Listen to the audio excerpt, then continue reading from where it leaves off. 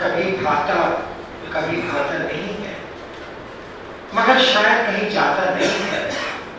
बनारस पे खुदा की नेमतें हैं, कबीर हर दौर में आता नहीं।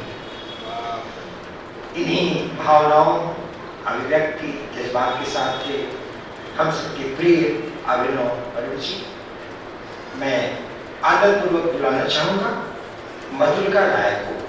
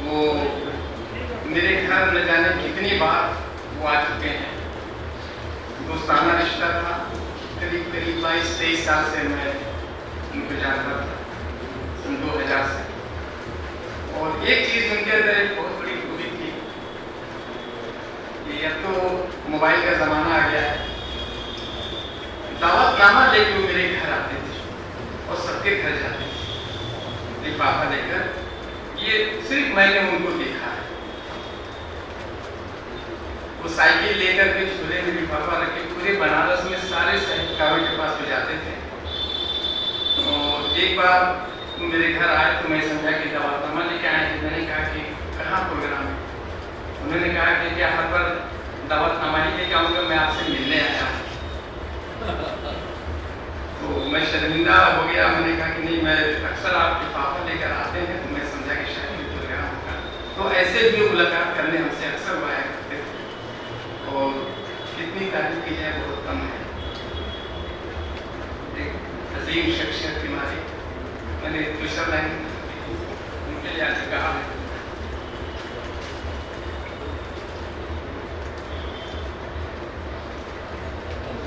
अल कबीर का रिश्ता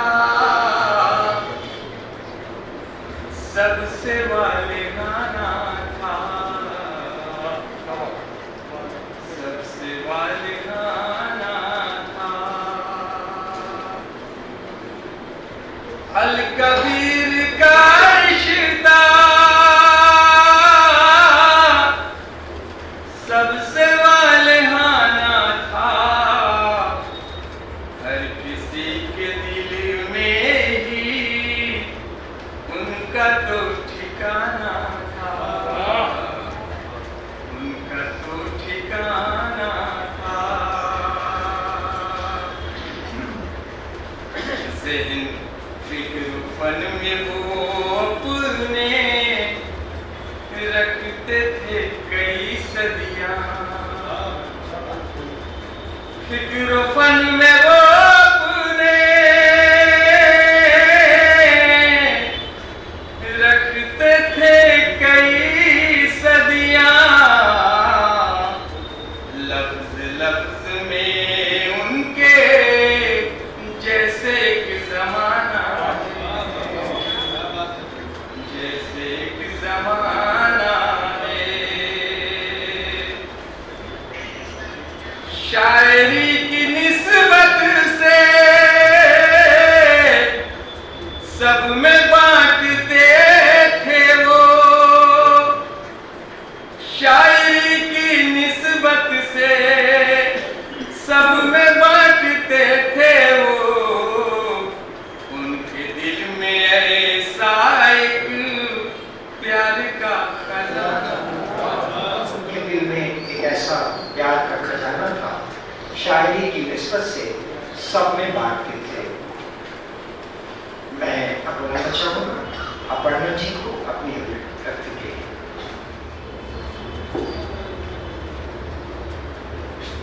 कबीर जी से मेरी मुलाकात जब मैं बनारस आई तब भी, और सबसे पहले उन्हीं से मुलाकात हुई। पहले तो मैं उन्हें कबीर जी ही कहती थी, लेकिन वो मुझे अपनी छोटी बहन मानने लगे। उसके बाद मैंने अपने दादा का संबोधन उन्हें दिया, और यानी एक ऐसे व्यक्ति रहे हैं कबीर जी की, बहुत ही मेरा ध्यान रखते थे, और एक पारिवारिक संबंध था हमारा।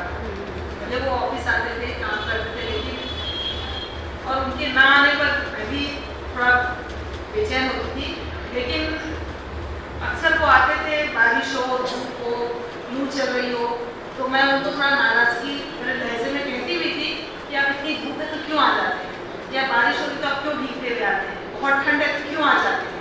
लेकिन उनका मन घर पे नहीं लगता था, क्योंकि भाभी से भी बात होती थी तो बोलते थे बेचैन हो जाते वो जाने के लिए, क्योंकि यहाँ आने पर दो चार लोगों से बातचीत होती थी और माहौल ऐसा रहता था पढ़ने लिखने का, तो उनको बड़ा अच्छा लगता था।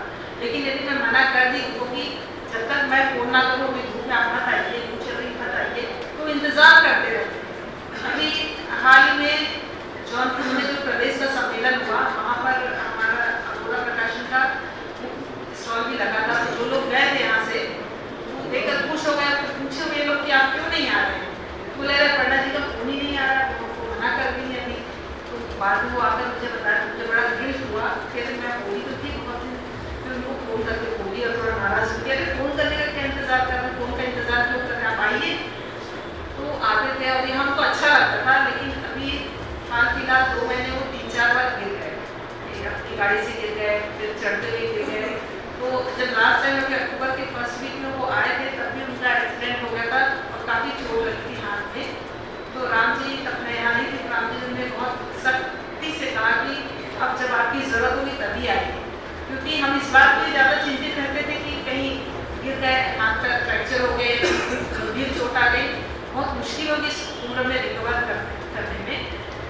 तो तब से वो नहीं आया था, लेकिन हम फ़ोन पर बातचीत की 16 तारीख को जब उनसे बात की फ़ोन पर, तो मुझे नहीं पता था कि उनकी तबीयत खराब है और उनकी आवाज़ नहीं निकल रही थी, गले में प्रॉब्लम था। फिर मैंने बोला भाभी को फ़ोन की, तो भाभी ने बताया कि हाँ जी डॉक्टर के यहाँ गए हैं, टेस्ट वगैरह हुआ, रिपोर्ट नहीं आई है और गले में कुछ ज़्यादा तकलीफ है। फिर हम सोचते रहे कि जाना है, लेकिन वही थोड़ा लापरवाही और आज नहीं होगा, हम अपने कामों को ज़्यादा तरजीह देते हैं और हमारे व्यक्ति के पास पहुँचने में हमारी लापरवाही में हम पहुँच नहीं पाए। और जिस दिन सुबह ज़्यादा नहीं रहे, उस दिन राम जी निकले थे किसी को छोड़ने स्टेशन, तो सोचे कि जाएँ, मिला सुबह 6 साढ़े 6 बजे, लेकिन 7 के चक्कर में यहाँ पढ़ना तो नहीं मिला, इसलिए कह लिया। फिर 9:30 शाम का फोन आया कि ऐसा हो गया और बड़ा अफसोस करते हैं और याद करके बड़ा खराब लगता है। लेकिन उनके व्यक्तित्व के कई पहलू हैं, बहुत जिक्र तो यहाँ नहीं कर सकती क्योंकि समय भी कम है, लेकिन वो बहुत स्नेही व्यक्ति और बहुत ही संतुष्ट था, बहुत ही संतोष उनको रहता था। किसी भी चीज़ का कोई समस्या हो, मैं वो जिक्र करती थी, मुझे समझाते थे और तसल्ली देते थे। और कभी मैं उनका पूरा नहीं कर पाती थी तो मैं उनसे जिक्र करती हूँ, बेटा परेशान हो जाएगा, सब आराम से हो, तुम परेशान मत हो, सब हो जाएगा। इस तरीके से बहुत सारी चीज़ें थी। और उनका मुझे सबसे प्रभावित करता था उनका संतुष्ट होना। हर व्यक्ति संतुष्ट नहीं होता है, कहीं ना कहीं उसके व्यवहार में, उसकी बॉडी लैंग्वेज में या उसकी भाषा में दिखाई दे देता कि कितना उसको ज़रूरत है। लेकिन दादाजी ने कभी ऐसा कोई जिक्र नहीं किया, कभी ऐसी कोई बात ना उनके चेहरे से, बहुत ही शांत बैठ गए। और बोलना नहीं चाहिए, लेकिन जब वो हमारे साथ खाना खाते थे तो कितने सलीके से खाते थे, मैं देख के बड़ा खुश होती थी और दंग रह जाती थी। बहुत थोड़ी डाइट होती, लेकिन बहुत ही सलीके से खाते थे हर काम। वो हमारे साथ जो काम उनको दिया जाता था करते थे, तो सच में उनका काम इतना नाप इतना सॉलिड होता था, परफेक्ट होता था। कभी कभी मुझे ही इरिटेशन होने लगता था कि कितना समय लगा है, फटाफट कर नहीं पीता, वेस्ट हो जाएगा, ये खराब हो जाएगा। और इसलिए वो बहुत सलीके से काम करते थे। मुझे भी थोड़ा लगता था कि ये सही बात है। तो उनसे बहुत सारी चीज़ें मुझे सीखने भी मिली और समझने को भी मिली। और जब रिपोर्टिंग के लिए बनारस में जाना होता तो उनसे पहले हम पूछते थे कि काम, क्योंकि राम जी मुझे अक्सर बोलते थे कि बनारस में कहीं कोई काम करना है उनसे ज़्यादा देकर कोई नहीं जाता है। तो अक्सर चर्चा करते थे, उनके साथ 3-4 घंटे रिपोर्टिंग के लिए भी गई और बड़े उनका बड़ा दायरा था, परिश्रम को बहुत दायरा तक नहीं भी जाते थे और हमारा काम आसानी से हो जाता था। तो दादा की ऐसी कई चीज़ें हैं और उनके लिए हम रोज उनको याद करते हैं, रोज उनकी बात करते हैं। संबंधों संस्मरणों को सुना रही थी अल्पना जी। कहती हैं कि तमाम विपरीत परिस्थितियों में भी वो संतुष्ट रहना उनकी काबिलियत में शुमार था। हमारे बीच डॉक्टर रामानंद दीक्षित जी हैं। सेतु के कार्यक्रमों में बराबर अलकबीर जी, दीक्षित जी, झा साहब हम लोग जुड़े रहते थे। मैं अनुरोध करूँगा कि हम माइक्रोफोन पर आएं और अलकबीर की कुछ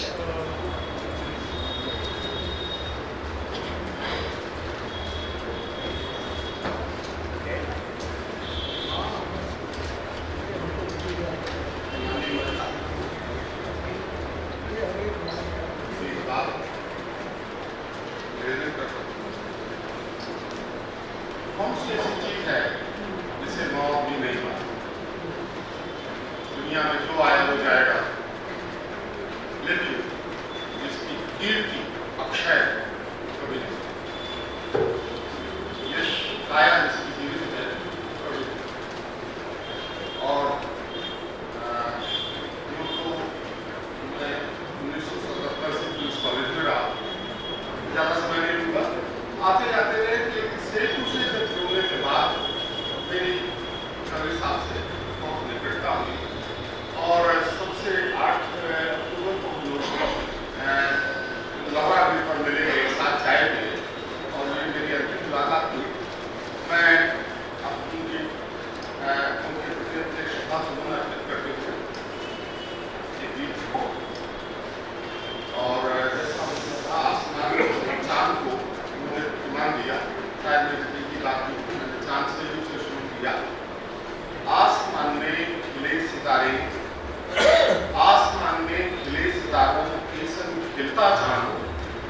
चारों ओर चांदनी फैली फिर भी कथा चालू। यूं तो कितने पास हमारी आंखों के ये तारे, यूं तो कितने पास हमारी आंखों के ये तारे, फिर भी कितने दूर हो रहे कैसे उन्हें पुकारे। खामोशी से इस दूरी को सहता रहता जाऊं, चारों ओर चांदनी फैली फिर भी करता जाऊं।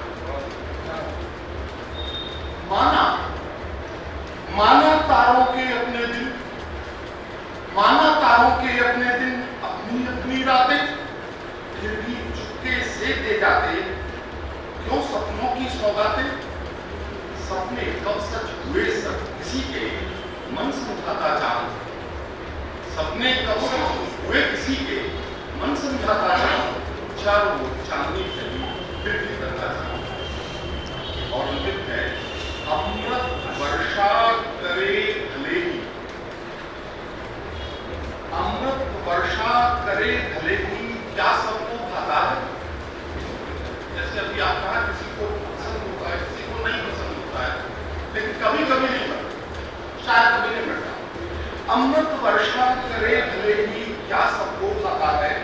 खिले पूर्णिमा के चंदा को राहु डस जाता है, बादल के झुरमुट में छिपकर देखा करता जाऊं। चारों ओर चांदनी फैली फिर भी करता जाऊं। आसमान में खिले सितारे, सितारों को बेसन खींचता जाऊं। चारों ओर चांदनी फैली फिर भी करता जाऊं।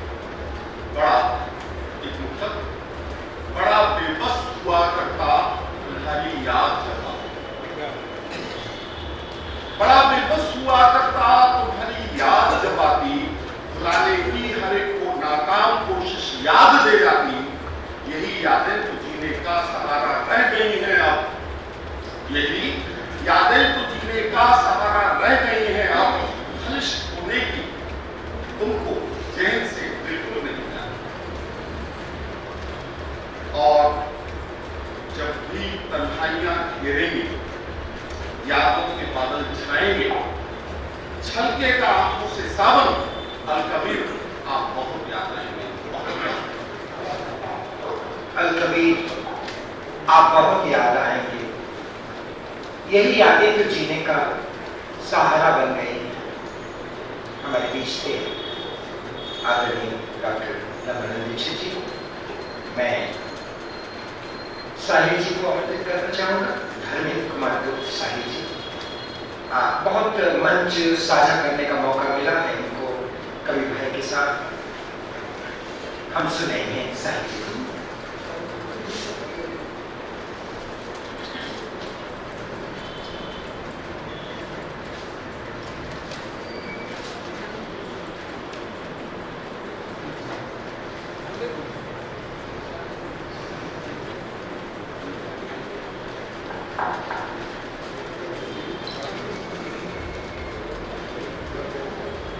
दोस्ती, जिंदगी, शायरी, परिवार, समाज, दुनिया और अपने हर एक पल को शिद्दत से जीने वाले अल कबीर भाई की स्मृतियों को श्रद्धा नमन। बहुत सारी बातें हैं, बहुत सारी स्मृतियां हैं, कहना मेरे लिए संभव नहीं है। आने से पहले कुछ पंक्तियां हो गई थी और बड़ा अच्छा लगा कि बेटों में, बच्चों में जो संस्कार उन्होंने डाला है। पहली बार जब मैं रिजवाना से मिला एक कार्यक्रम में तो लगा कि बहुत अच्छे से उन्होंने अपनी पौध को पानी दिया है और उसे सींचा है। तो कुछ पंक्तियां श्रद्धा के रूप में कि दिल के वो अमीर थे, दिल के वो अमीर थे, प्यार के सफीर थे। दिल के वो अमीर थे, प्यार के सफीर थे और बज़्म में सुखन की वो, बज़्म में सुखन की वो सच में बेनज़ीर थे। पास उनके जाते सब, एक शब्द है समीर, उस पेड़ को कहते हैं जिसमें फल ही फल वाला है। पास उनके जाते सब ऐसे वो समीर थे और तीरगी थी वक्त की, तीरगी थी वक्त की, फिर भी वो ज़हीर थे। तीरगी थी वक्त की, फिर ज़हीर थे, सच कहूँ तो अल कबीर आज के कबीर थे। सच कहूँ तो अल कबीर आज के कबीर थे। दिल की वो अमीर थे, वज्र में सुखन के बेनजीर थे।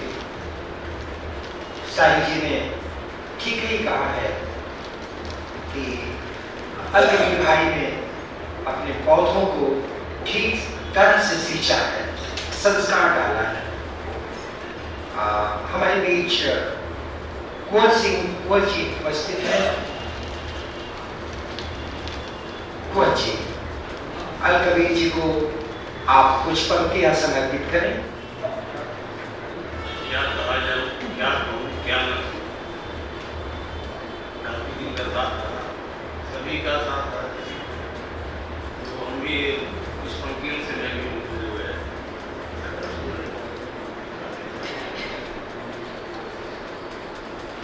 यूं ही क्या देख रहे हैं, कोई क्या वफा का नज़ीर होता है, यूं ही कोई क्या वफा का नज़ीर होता है। बिना सूखे पिसे कोई गुल कब अबीर होता है। बिना सूखे पिसे गुल कब अबीर होता है। और जमीन जल न घर फिर भी अमीर होता है। जमीन जल न घर फिर भी अमीर होता है। फकीर तो वही सचमुच फकीर होता है। फकीर तो वही सचमुच फकीर होता है। और खिलाफ बोलता है जो सदा खराबी के, खिलाफ बोलता है सदा खराबी के। जबान तीर सही मन कबीर होता है। जबान तीर सही मन कबीर होता है। बुरे ख्याल कभी उसको छू नहीं सकते। बुरे ख्याल कभी उसको छू नहीं सकते। कि जिसके सीने में जिंदा जमीन होता है, कि जिसके सीने में जिंदा जमीर होता है। एक चीज और बोलता हूँ, कभी भी चूक के आता नहीं निशाने से, कभी भी चूक के आता नहीं निशाने से। हंसी निगाह का छोड़ा तीर। ये तो शब्द सुमन थे भाई कुंवर जी के। अब मैं बहुत ही अदब के साथ डॉक्टर कमाल जौनपुरी से गुजारिश करूंगा कि यशकाई भाई अल कबीर के लिए कुछ कहें, कुछ पढ़ें। डॉक्टर कमाल जौनपुरी। कबीर भाई मशहूर और मारूफ शायर थे। जमीन से उनका रिश्ता गहरा था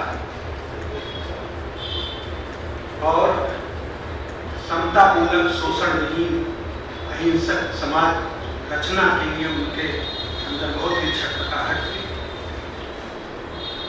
अन्याय और शोषण के खिलाफ उनका स्वर मुखरित होता था और उनकी रचनाओं में झलकता था।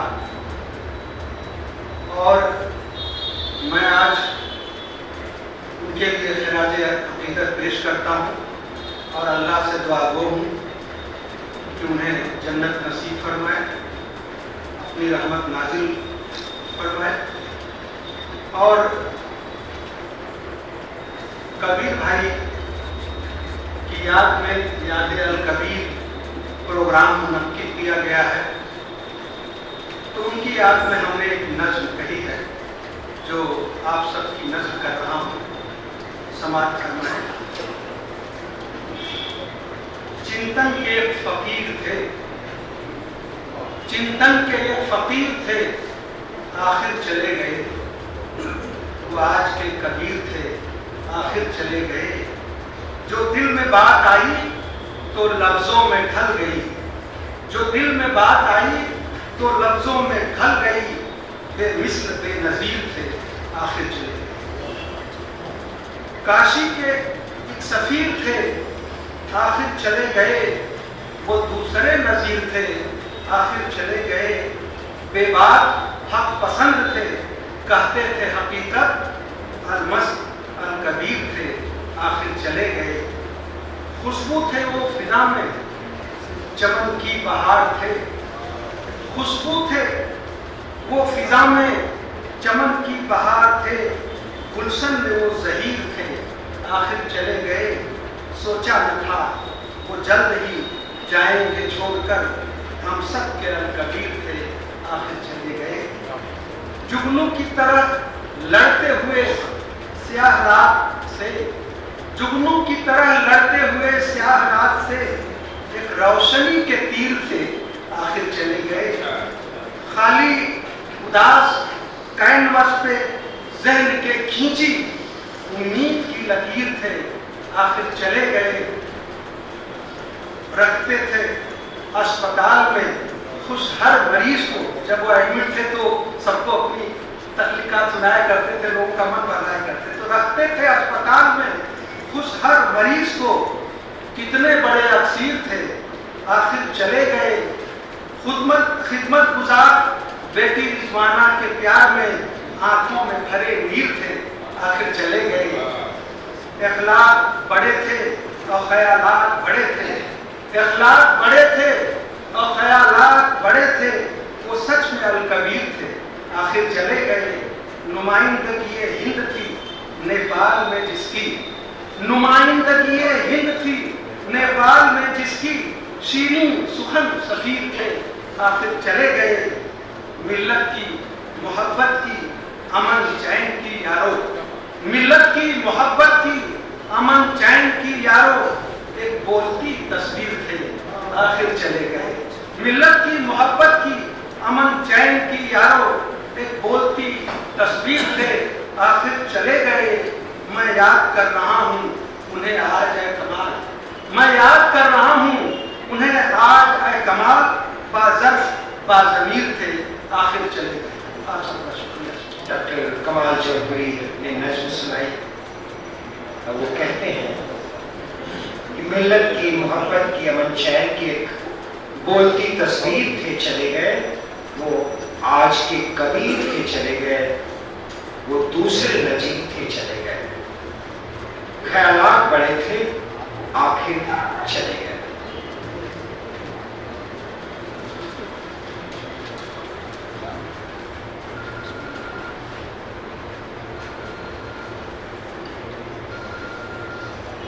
मैं माइक्रोफोन में बुलाना चाहूंगा आदरणीय असफर बनाने का।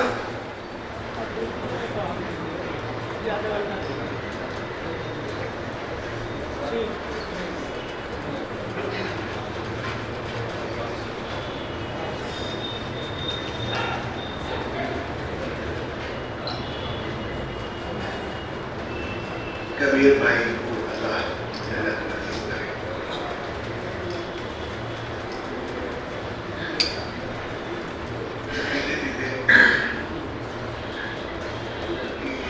जिंदगी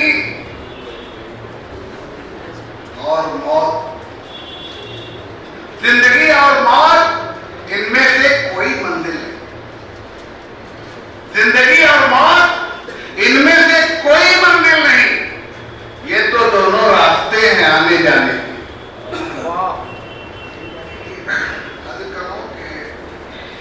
आई कदा,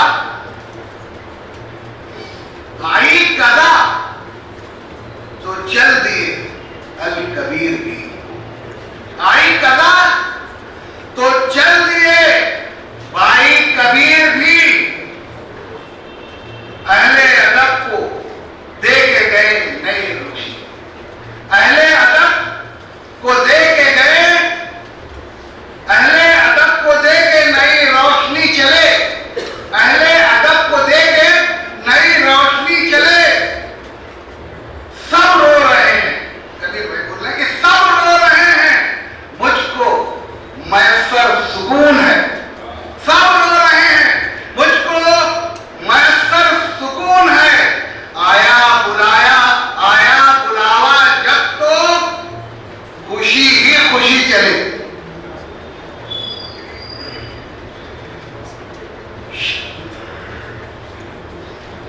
शेरों, देखिए कि कबीर भाई ने बहुत बड़ा अचीवमेंट बनारस में किया।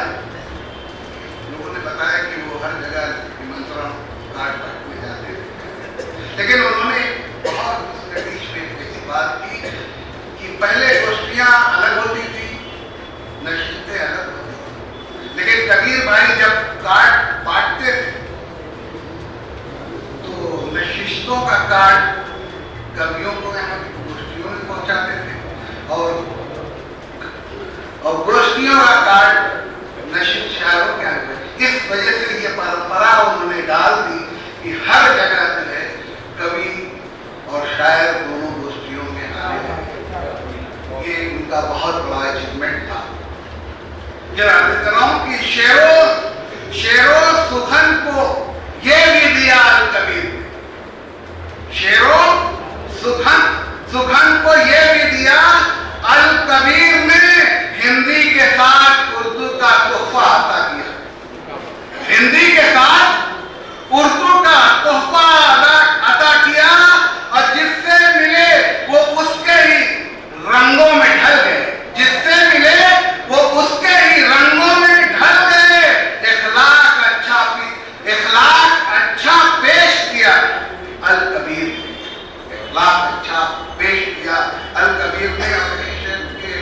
कि जिंदगी तो जा चुकी है, जिंदगी तो जा चुकी है, अब कहां आने को है।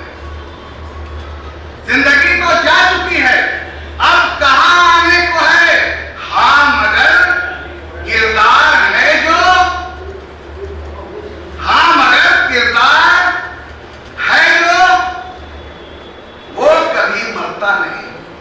जिंदगी तो जा चुकी है, अब कहां आने को है। हाँ मगर किरदार है जो वो कभी मरता नहीं।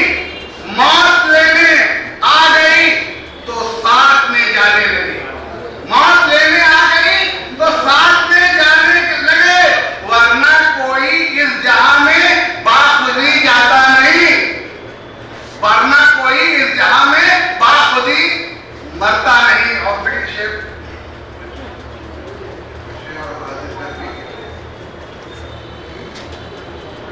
मेरा अपना चला गया यार, मेरा अपना चला गया यारो। दिल से रो, दिल ने रो कर कहा, मेरा अपना चला गया यारो। दिल ने रो कर यही कहा यारो, दिल ने रो कर यही कहा यारो। मिलने जुलने की जिसकी आदत थी, मिलने जुलने की जिसकी आदत थी, हाँ वही हो गया जुदा यारो। हाँ वही हो गया जुदा यारो। शेर आखिर कि याद आएंगे अल कबीर बहुत, याद आएंगे अल कबीर बहुत, जाते जाते रुला गया यारो, जाते जाते रुला। कवि भाई सबको जोड़ते थे, कवियों को शायरों से और शायरों को कवियों से। हमारे बीच कवि आदरणीय नरोत्तम शिल्पी भैया हैं और बराबर दोनों एक साथ बैठा करते थे। शिल्पी भैया ने और कुछ पंक्तियां अपने अजीज दोस्त को समर्पित करें। बहुत कुछ कहना चाहते थे अल कबीर भाई के बारे में। अल कबीर भाई पहले कबीर अली हुआ करते थे। कबीर अली से अल कबीर वो शायरी की लाइन में आकर के हो। मैं अगर इनके बारे में थोड़ा समय लूंगा, बता दूं, शायद किसी को नहीं मालूम है, उनके बेटी बेटों को भी नहीं मालूम है कि इनका मकान उस इलाके में सबसे खूबसूरत हसीन मकान था इनका। बेल बूटेदार, इतना बढ़िया 9 फुट जमीन सड़क पर इनकी निकल गई। गरज की ये बड़े रईस खानदान के थे। इनके यहाँ अखबार का बहुत बड़ा कारोबार इनके दादाजी किया करते थे। 150 हॉकर्स साइकिल लेकर के इनके यहाँ आते थे और अखबार सब लेकर के जाते थे। इनके यहाँ से पैसा बोरे में भरा जाता था। सुबह झगड़ा होता था कि झाड़ू हम लगाएंगे, नहीं हम लगाएंगे, पैसा बटोरने के लिए। बड़े नाजो अंदाज से ये पले थे और इतने अच्छे पहलवान थे ये। 16-17 साल की उम्र में इनको इनके दादाजी लेकर के गए दंगल में, दंगल दिखाने के लिए। तो इन्होंने एक बड़े पहलवान से हाथ मिला लिया। जांघिया वगैरह कुछ नहीं इनके पास, केवल लंगोट पहने हुए थे। उसी हालत में इनके दादाजी ने कहा, क्या कर रहे हो तुम? बोले, आप देखते रहिए, हम देखिए क्या करते हैं। उसको मेड़ी पर पटक दिए, उसकी रीढ़ की हड्डी खराब हो गई। अब साहब इनको लोग हाथों हाथ उठा लिए, बहुत बड़े पहलवान है साहब। इनके दादाजी इतने खुश हुए कि हाथी मंगा करके उस पर बिठा करके साफा बांध करके और जितने भी इनको सामान मिले थे गिफ्ट में बहुत ज्यादा, वो सब लाद करके उस पर मोहल्ले में लेकर के आए। ये मोहल्ले वालों ने हमको बताया, जो बुजुर्गान थे वहाँ के, लोगों ने बताया कि अल कबीर साहब इस तरीके से थे। और साहब वो हमने देखा भी है। क्यों देखा है कि ये 63 से हमारे पास आने लगे। 1963 से हम दुकान पर बैठा करते थे विश्वनाथ गली में, ये हमारे पास आते रहे। हमारे छोटे भाई जो टूरिस्ट गाइड थे, अशोक भैया जानते हैं, इनसे इन्हीं के जॉब में वो हैं आज भी। तो उन्हीं के साथ ये रहा करते थे और गाइडी का काम करते थे। उसके बाद ये अखबार का काम करना शुरू किए और क्या क्या किए। बहुत कुछ करने के बाद इन्होंने फिर शायरी पे कदम रखा और करते करते आज आपके सामने देखिए वो चले भी गए दुनिया से। मैं इनके बारे में क्या कहूँ, इतनी ज़्यादा मोहब्बत रही इनसे हमारी कि कहना बहुत कुछ चाहते रहे, लेकिन हम कह नहीं पा रहे हैं। चलिए कुछ कह देते हैं हम। रूह सुए आसमां, रूह सुए आसमां, जिस्म है ज़ेरे ज़मीन, जिस्म है ज़ेरे ज़मीन। प्यार और इखलाक को हम भुला सकते नहीं, प्यार और इखलाक को हम भुला सकते नहीं। खाक डाली लहर में फातिहा भी हो चुका, खाक डाली लहर में फातिहा भी हो चुका। छोड़कर दुनिया गए पर नहीं होता यकीन, पर नहीं होता यकीन। ढूंढते रह जाएंगे उनके जैसा क्या मिले, ढूंढते रह जाएंगे उनके जैसा क्या मिले। नर्म दिल किरदार जो दोस्त शिल्पी के हंसी, दोस्त शिल्पी के हंसी। रूह सुए आसमां, जिस्म है ज़ेरे ज़मीन। और एक गजल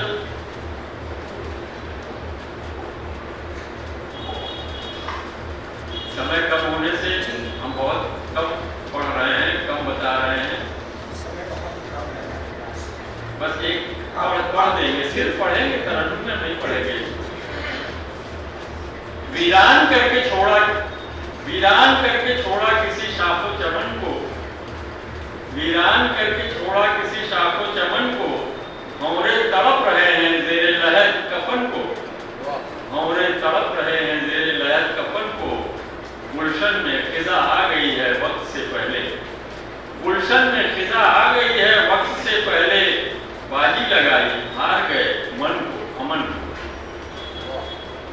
बुलबुल चहक रहे थे गुलों की बहार पे, बुलबुल चहक रहे थे गुलों की बहार पे, कांटे ही चुभ रहे हैं अब शाखों के बदन को, कांटे ही चुभ रहे हैं अब शाखों के बदन को। साजों के तार टूटे सभी राग गुम हुए, साजों के तार टूटे सभी राग गुम हुए, मिस्मार कर दिया है परिंदों के वतन को, मिस्मार कर दिया है परिंदों के वतन को। और मत्ता हाजिर है कि शिल्पी तेरे मुकाम पे कलियों को था गुरु, शिल्पी तेरे मुकाम पे कलियों को था गुरु। अब क्यों तरस रहा है यहाँ एक सहन को, अब क्यों तरस रहा है यहाँ एक सहन को, वीरान करके छोड़ा किसी शाखो। समय की सीमा है और हमारे पास 7 व्यक्तित्व है जिन्हें कुछ कहना है। समय मात्र 20 मिनट का, यानी प्रति व्यक्ति 3 मिनट का समय। अनुरोध करूंगा संक्षेप में आप अपनी श्रद्धांजलि प्रस्तुत करें। आदरणीय शंभू श्रीवास्तव।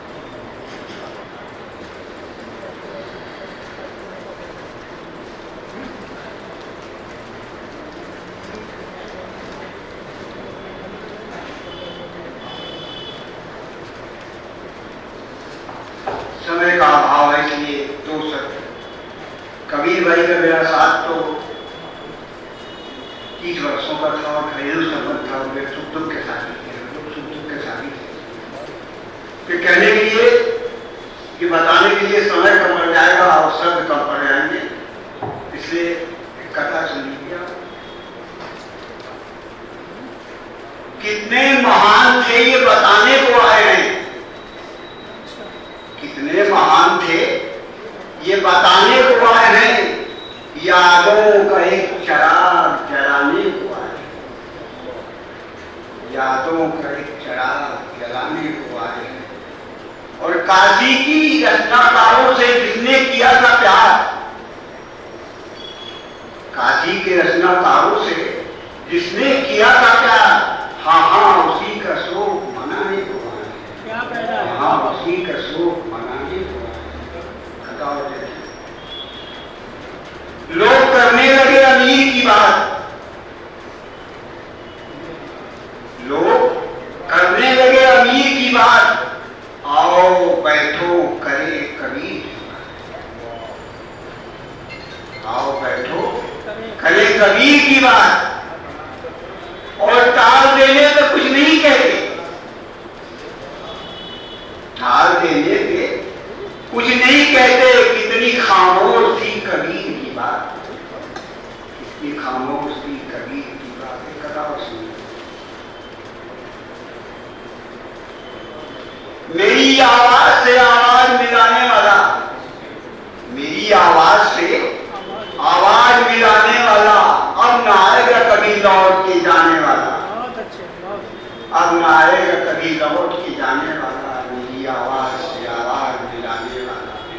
और दोस्त कहने को जमाने में बहुत है, लेकिन दोस्त कहने को जमाने में बहुत है, लेकिन हर कोई होता नहीं साथ निभाने वाला। क्योंकि समय का अभाव में कबीर भाई से गजल भी लाए थे, भाई राज बनासी जी कुछ कहें। अलकबीर जी जाता और कबीर भाई मुहसिन अच्छे अखलाक के आदमी थे। हमारा बहुत लंबा समय उनके साथ रहा, काफी अर्सा साथ थे और बराबर बातें हुआ करती। अभी इंतकाल के 15 दिन पहले मुझे बहुत सी बात नहीं हमारी, लेकिन ऐसा एहसास नहीं हुआ कि वो छोड़ के चले जाएंगे। एक मतलब तो तीन शेर कहने की कोशिश की है,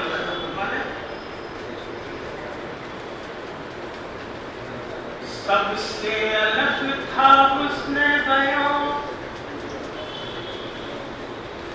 अलकबीर का सबसे अलग था उसने बयां, अलकबीर का सबसे अलग था उसने बयां, अलकबीर का सानी नहीं है कोई यहाँ, अलकबीर का ये बज़्म है सजाई गई उनकी याद में, ये बज़्म है सजाई गई उनकी याद में, करता है जिक्र पीरो जवां अलकबीर का, और आंखों में आंसू लिए हो रहा हूं मैं, आंखों में आंसुओं को लिए हो रहा हूं मैं, गुरबत का एक बार गिरा अलकबीर का। शेर बतौर खास हासिल करता हूं, देखिए मुझे जी कि महसूस हो रहा है यहीं पर कहीं है वो, महसूस हो रहा है यहीं पर कहीं है वो, रह रह के हो रहा है गुमां अलकबीर का, और छाई हुई उदासी हर एक अंजुमन में है, छाई हुई उदासी हर एक अंजुमन में है, हर एक दिल में गम है नेहा अलकबीर का। और शेर आखिर बड़ा कमाल है कि जब तक रहे वो करते रहे खिदमते अदब, जब तक रहे वो करते रहे खिदमते अदब, है कारनामा सब पे आया अलकबीर का, सबसे अलग था उसने बयां अलकबीर का, बस में अदब का राज मुजाहिद चला गया, बस में अदब का राज मुजाहिद चला गया, आता है याद अज़्म जवां अलकबीर का, सबसे अलग था उसने बयां अलकबीर। डॉक्टर मंजिल पांडे से कहूँ कि उन्हें श्रद्धांजलि दे, शब्द सुबह अर्पित करें। बरादरी अरदास शामिल गुजारा कुछ पंक्तियां समाज में लिखी थी, बस वो भी सुनाऊं, उसके समय का शायरी में जिंदगी जो जी रहा, शायरी में जिंदगी जो जी रहा, घूंट लेकिन वो ज़हर का पी रहा, शायरी में जिंदगी जो जी रहा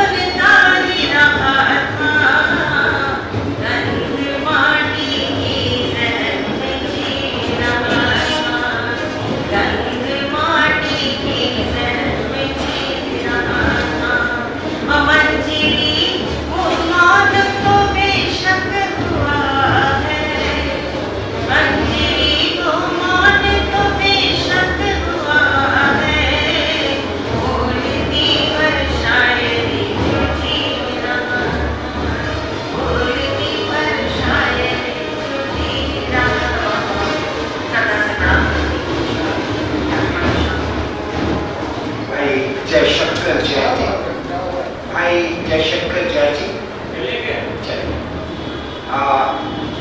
भाई गोविंद गंज जी हैं।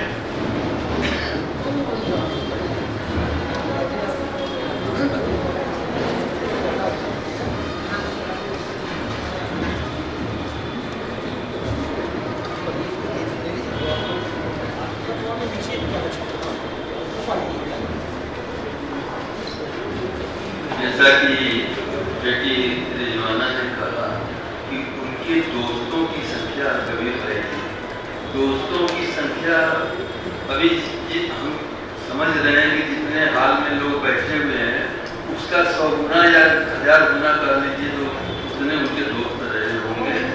और हर दोस्त, मैं अपनी व्यक्तिगत बात कर रहा हूँ कि अगर मेरे और उनके संबंधों के बीच की पूरी कहानी अगर हम लिखना शुरू करें तो एक उपन्यास की शक्ल ले लेगी। मैं इन्हीं शब्दों के साथ राजेंद्र जी आप 2 मिनट श्रद्धांजलि दी। आइए। उस समय हम है क्या पढ़ दिया, प्राणों की कोयल तोड़ कर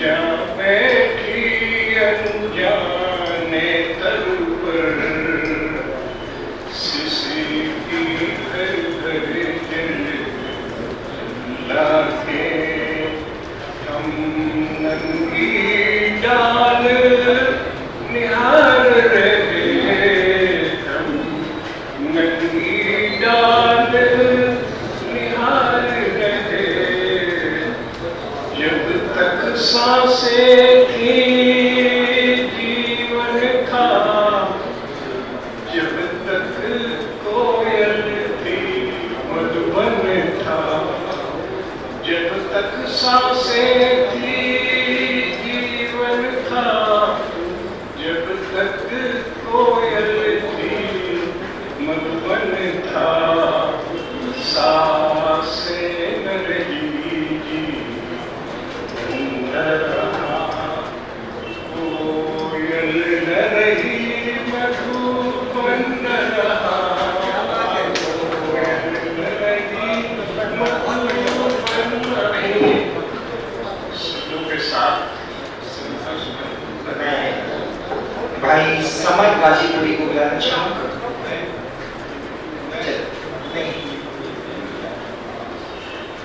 मैं अनुरोध करूंगा प्रभु नारायण राजकीय कॉलेज रामनगर के प्रिंसिपल साहब भाई प्रभाष कुमार झा से आज हम कबीर साहब की याद में यहाँ आए हैं। वास्तव में 2-3 साल से उनसे मुलाकात होती रही। अपने लफ्जों को जीवन में उतारने वाले ही थे कबीर साहब। बहुत लोग लिखते कुछ है, करते कुछ है, लेकिन मैंने जो महसूस किया कि वास्तव में अपने नाम को सार्थक कर रहे थे अपने संबंधों के माध्यम से, अपने लेखनी के माध्यम से, अपने व्यक्तित्व के माध्यम से। मैं अपना सौभाग्य मानता हूं कि 8 अक्टूबर को उनके साथ सुबह बिताने का मुझे मौका मिला। सलीम भाई और हम लोग और हमारे तिवारी जी, रामानंद दीक्षित जी और कुछ लोग थे। तो मैं देखा वैसे वो बड़े गंभीर थे और अदब के साथ साथ अनुशासन प्रिय भी थे, जो मैंने महसूस किया। चाहे वो साहित्यिक शब्द हो, चाहे व्यवहारिक जीवन हो, उनका एक अलग व्यक्तित्व था। बड़े गंभीर थे, बाद में तो मौन रहने लगे, लेकिन मैं समझता हूं कि साहित्यकारों के बीच में मैं क्या कहूं, लेकिन मौन की भी अपनी एक भाषा होती है और वो भाषा कबीर भाई में थी। मैं ज्यादा समय नहीं लेना चाहूंगा। इस महान गजल साहित्यकार व्यक्तित्व को मैं सब नमन करता हूं। और अभी जो सेतु अध्यक्ष महोदय ने यह घोषणा की, मैं चाहूंगा कि सच्ची श्रद्धांजलि अब यह होगी कि उनके याद में 15 अगस्त को ऐसे भी हम लोग कोई कवि सम्मेलन, राष्ट्रीय एकता की गोष्ठी करते हैं, उस दिन उनके नाम पे एक कवि को, चाहे युवा कवि हो, जो भी हो, कमेटी डिसाइड करे और उनके नाम पे हम कोई ना कोई पुरस्कार दे, ऐसे हमारा मानना है। फिर पुनः मैं कवि साहब को प्रणाम करता हूँ और प्रार्थना करता हूँ अल्लाह उन्हें जन्नत दे और हम साहित्यकारों पर उनका आशीष से वहां से भी बना रहे। झा साहब के शब्दों में कि जो लिखते थे उसे अपने जीवन में भी उतारते थे। ऐसा नहीं कि उनका लिखना उनके जीवन से अलग था, जो कहते थे, लिखते थे, उसको जीवन में जीते भी थे। और हम सबकी अच्छी श्रद्धांजलि यही होगी कि हम लोग हर वर्ष कुछ सोचें उनके लिए करने के लिए। हमारे बीच आदरणीय डॉक्टर मुक्ता जी हैं, मैं उनसे निवेदन करूंगा, आप चाहे तो ये माइक दे सकती है, नहीं दे हाँ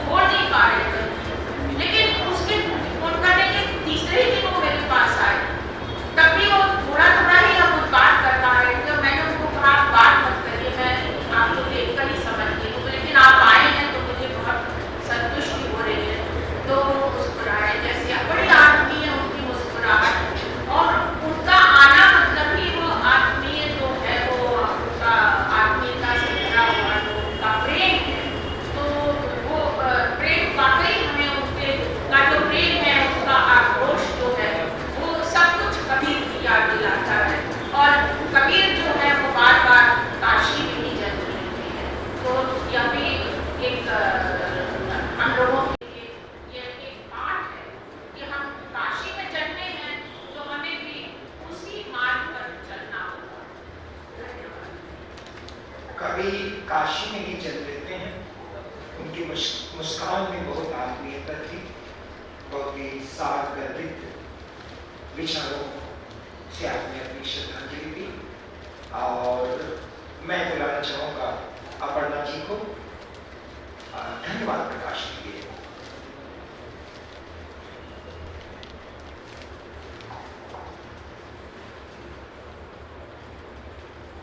हालांकि हम उनको यहाँ पर श्रद्धांजलि देने और याद करने के लिए एकत्रित हुए थे, इसलिए धन्यवाद का कोई औपचारिकता नहीं होनी चाहिए, लेकिन फिर भी अशोक जी ने मुझे ये जिम्मेदारी दी है, इसलिए मैं कहूँगी कि आप लोगों के साथ आप लोगों ने उनको जिस तरीके से याद किया, ये बहुत ही सुखद क्षण था। इसलिए क्योंकि सबके अपने अपने संस्मरण थे, अपनी अपनी दोस्ती का जो जिक्र किया, अपनी बातों को यहाँ रखा, वो एक जगह इस तरह एकत्रित हो पाना मुश्किल था, क्योंकि सबकी यादें अपनी अलग अलग थी। सबकी जो उनके साथ समय बिताया है वो यहाँ एक साथ आप लोगों ने रखा, ये बहुत ही अच्छा रहा।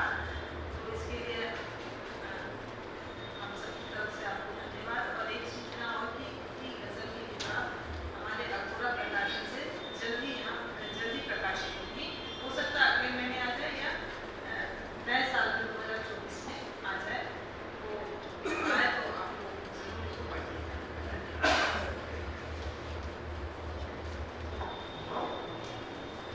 यही हम विराम लेंगे और इस आशा विश्वास के साथ कि आप हमारे आयोजन से जुड़ेंगे। मौत उसकी जिसका जमाना करे अफसोस, मौत उसकी जिसका जमाना करे अफसोस, यूं तो दुनिया में सभी आए हैं मरने के लिए,